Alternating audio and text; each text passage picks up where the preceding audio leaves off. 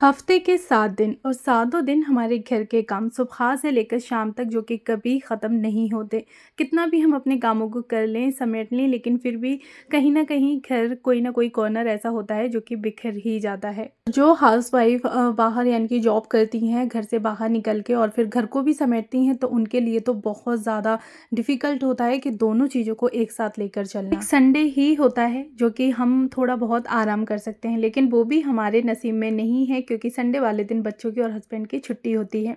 तो क्यों ना हम अपने संडे को इस तरह से प्रोडक्टिव बनाएँ कि घर के सारे काम भी हो जाएँ और पूरे हफ्ते फिर हमें उतना कामों का लोड ना उठाना पड़े। अस्सलाम वालेकुम एवरीवन, कैसे हैं आप सब लोग? उम्मीद करती हूँ कि आप सब लोग बेहतर होंगे, खुशहाल होंगे और मज़े में होंगे। अल्हम्दुलिल्लाह हम लोग भी सभी बेहतर हैं। जी, तो हमें बिल्कुल वीकेंड पे अपना 1 घंटा या 2 घंटे देने हैं, यानी कि बिल्कुल आपकी नीड के अकॉर्डिंग है कि आपके घर को कितने टाइम की ज़रूरत है। बस उतना हमें 1 से 2 घंटे निकालने हैं और पूरे हफ्ते फिर हम कोशिश करेंगे कि हमें नॉर्मल घर की क्लीनिंग के अलावा और कोई काम ना करना पड़े। तो मैं यहाँ कर रही थी लंच की प्रिपरेशन और किचन में आई, फटाफट से जो भी गैस स्टोव हल्का-फुल्का सा गंदा था तो बस उसको क्लीन करा और क्लीन करने के साथ जैसे सुबह ब्रेकफ़ास्ट बनाया था तो घी का डब्बा वग़ैरह ऐसे ही निकला रखा था, तो बस उसको उठा के मैंने अच्छे से वाइप कर दिया, वाइप करके उसी की जगह पे रख दिया और गैस स्टोव को अच्छे से क्लीन कर दिया। अच्छा, ये जो आप लोग पानी देख रहे हैं ये मैं अपने बालों के लिए बना रही हूँ हेयर टॉनिक और इस टाइम पे मेरे बाल इतने झड़ रहे हैं कि कोई हद नहीं है। तो इसलिए मैंने सोचा कि क्यों ना मैं अपने बालों के लिए नीम का पानी बना लूँ और इससे ना बाल काफ़ी जल्दी यानी कि पहले ही यूज़ से बाल गिरना बंद हो जाते हैं। तो बस यहाँ पे झटपट से मैंने नीम के पानी यानी कि नीम को अच्छे से धो के वॉश करके और टहनियाँ तोड़ ली थी। पत्ते और जो उनकी लकड़ी होती है ना, वो सारी चीज़ें मैंने पानी में डाल के बिल्कुल लो फ्लेम पे इसको बॉयल होने के लिए रख दिया है। धीरे-धीरे करके बॉयल होता रहेगा तो नीम का जितना भी अर्क है ना, वो सारा पानी में आ जाएगा। ठंडा करके बस नॉर्मली मुझे स्प्रे कर लेना है बालों में।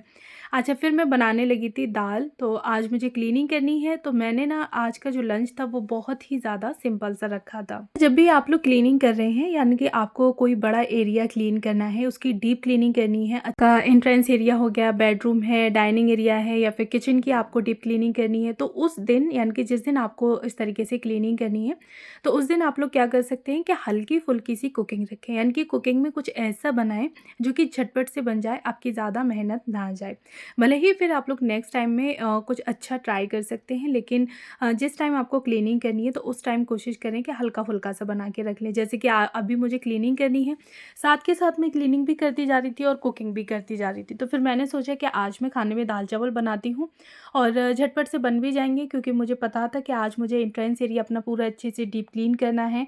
तो फिर मैंने सोच के रखा था कि नहीं, आज मैं कुकिंग कोई ऐसी नहीं करूँगी जिससे कि मेरी बहुत सारा मेहनत जाए। अच्छा, किचन में आने से पहले ही ना मैंने दाल को भिगो के रख दिया था, आधे घंटे पहले दाल अच्छे से भीग गई थी, उसके बाद फिर मैंने उसको रख दिया बॉयल होने के लिए।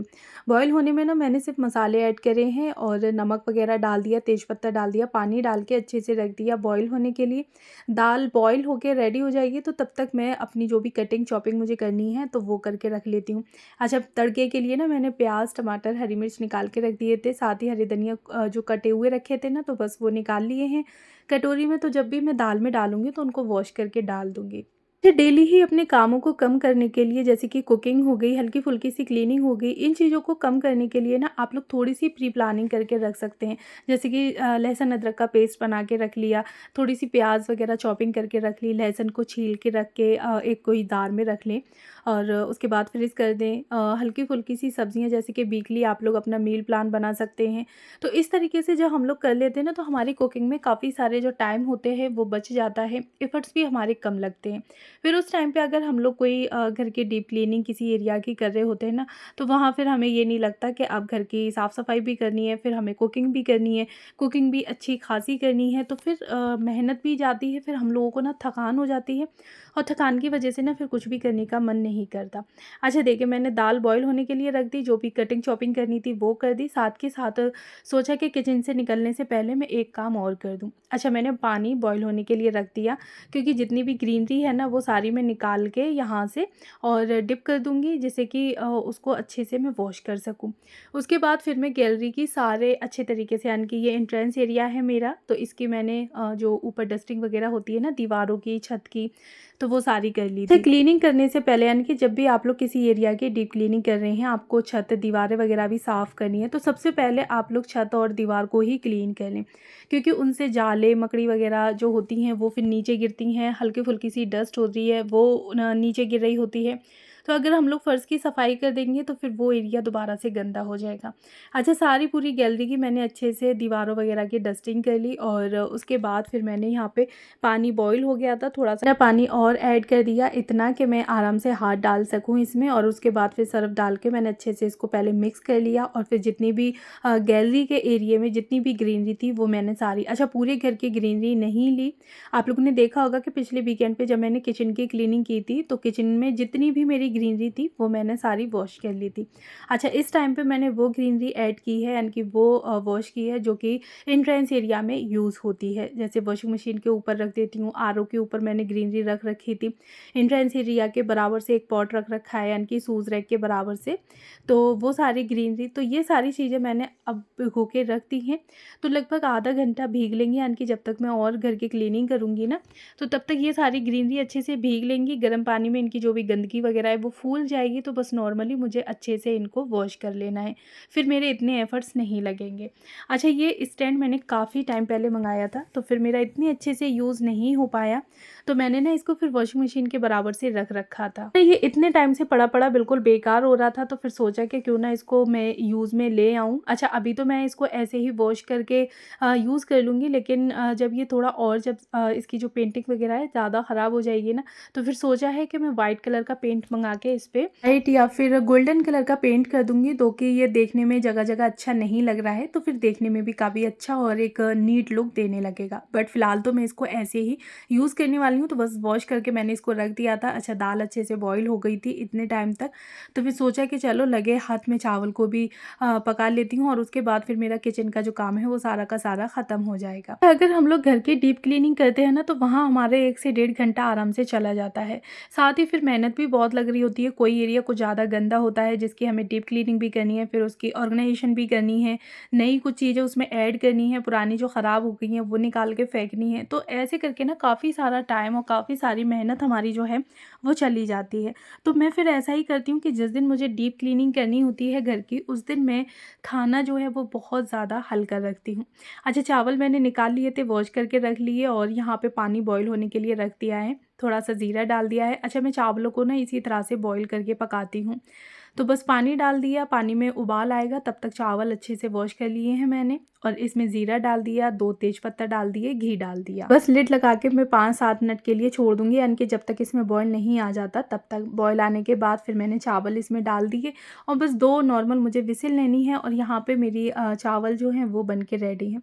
अच्छा, दाल भी लगभग बॉयल हो ही चुकी थी, तो फिर सोचा कि क्यों ना मैं लगे हाथ दाल में भी तड़का मार दूँ। फिर बस मैं अपने किचन के काम से, यानी कि कुकिंग का जो भी काम है उससे मैं फ्री हो जाऊँगी नॉर्मली, फिर मेरा क्लीनिंग का काम रह जाएगा। अच्छा, क्लीनिंग में भी मैं काफ़ी हद तक काम कर चुकी थी, जैसे कि जो स्टैंड मुझे वॉश करके रखना था वो रख दिया, ग्रीनरी मुझे भिगो के रखनी थी वो रख दी थी, दीवारों की, छत की अच्छे से डस्टिंग करनी थी वो कर दी थी। अच्छा, आज मुझे कर्टेन वगैरह भी चेंज करने थे, तो वो सारे मैंने निकाल के रख लिए थे कि एंट्रेंस एरिया में पे मुझे कौन से कर्टेन लगाने हैं।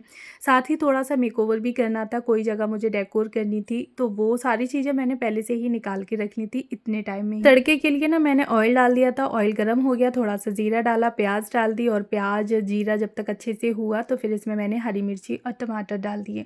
अच्छा, साथ के साथ ना मैं किचन को भी अपनी क्लीन करती जाती हूँ, जिससे कि मुझे बहुत सारा टाइम फिर बाद में ना देना पड़े।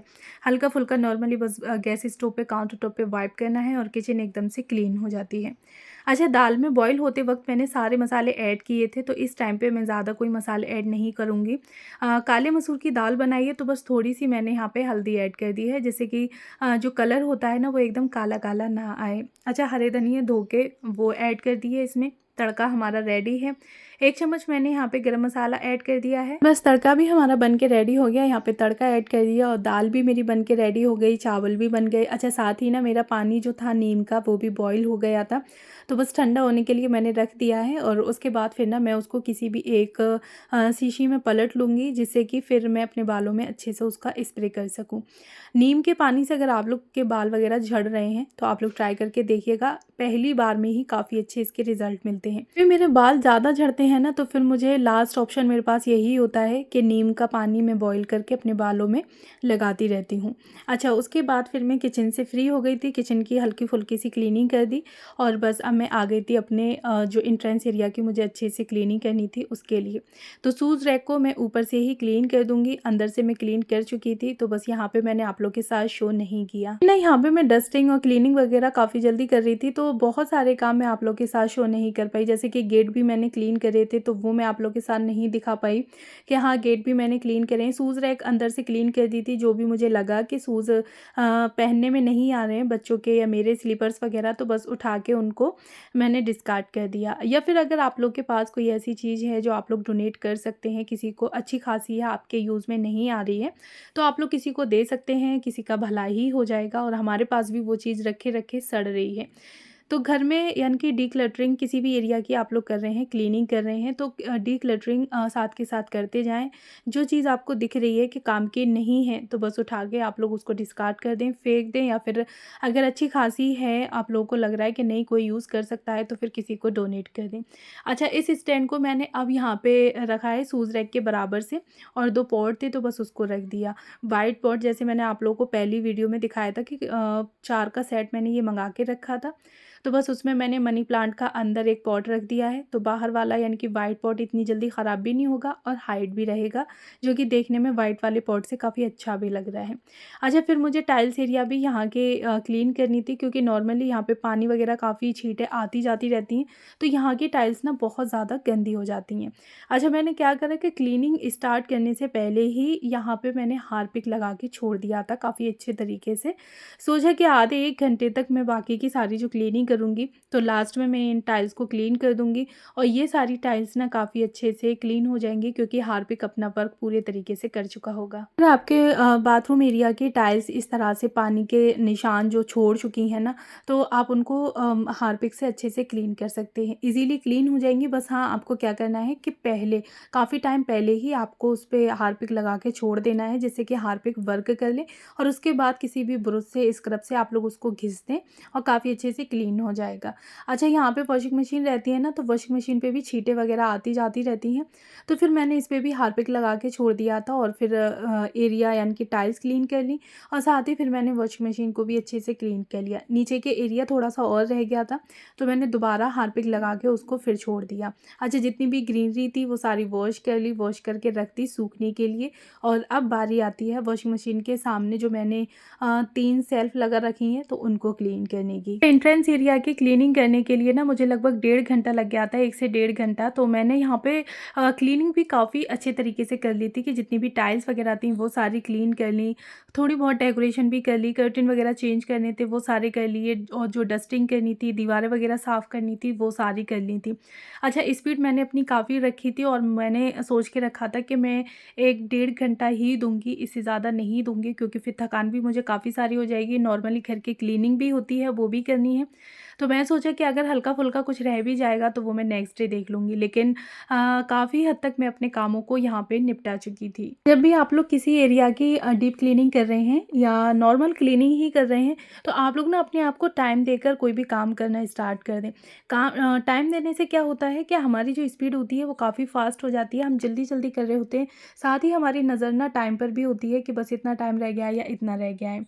तो उसके अकॉर्डिंग हम अपनी स्पीड को काफ़ी जल्दी-जल्दी से बढ़ाते चलते हैं। अच्छा, यहाँ पे ना फिर मैंने फ़र्श की धुलाई कर दी थी, हस्बैंड आ गए थे तो उनसे बोला कि इसके कर्टेन चेंज कर दो, क्योंकि काफ़ी ऊपर रॉड है, तो मैं यहाँ तक नहीं पहुँच पाती चेयर वगैरह लगा के भी। तो बस हस्बैंड ने थोड़ी मेरी हेल्प कर दी, कर्टेन चेंज कर दिए, और दूसरे कर्टेन मैंने यहाँ पे नेट वाले वाइट कलर के लगा दिए। मैं सोचा कि इस बार मैं थोड़े अलग कर्टेन लगा के रखती हूँ। ना जगह-जगह पे मैंने थोड़ी ग्रीनरी भी ऐड कर दी थी, आर्टिफ़िशियल भी और लाइव प्लांट भी। अच्छा, इस तरह से करके फिर कर्टेन भी चेंज हो गए, और जो डेस्क थी ना, आज इसको भी मुझे थोड़ा-सा चेंज करना था, यानी कि शूज़ रैक को। के लिए ना मैंने पहले से ही ये टेबल रनर मँगा के रखा था, और मैंने सोच के रखा था कि हाँ, मैं इसको शूज़ रैक पे लगाऊँगी बाहर। अच्छा, यहाँ पे फिर मैंने एक फ्रेम ऐड कर दिया और जो कैंडल थी वो ऐड कर दी। साथ ही दूसरी वाली मैंने ग्रीनरी ऐड कर दी। अच्छा, वो वाली सारी टूट-फूट गई थी तो बस उसको मैंने डिस्कार्ड कर दिया। तो कुछ इस तरह से मेरा एंट्रेंस एरिया सज गया था और देखने में भी ना काफ़ी अच्छा लग रहा था, डस्टिंग, क्लीनिंग सारी होगी। अच्छा, वीडियो कैसा लगा आप लोगों को मुझे कमेंट बॉक्स में बताइएगा ज़रूर और साथ ही मेरे चैनल को ज़रूर सब्सक्राइब करें फर्स्ट टाइम है तो। मैंने तो अपने वीकेंड को प्रोडक्टिव बना लिया, पूरे हफ्ते का काम 1 से डेढ़ घंटे में करके ख़त्म कर दिया। अब आपकी बारी है, मिलती हूँ नेक्स्ट वीडियो में। Thanks for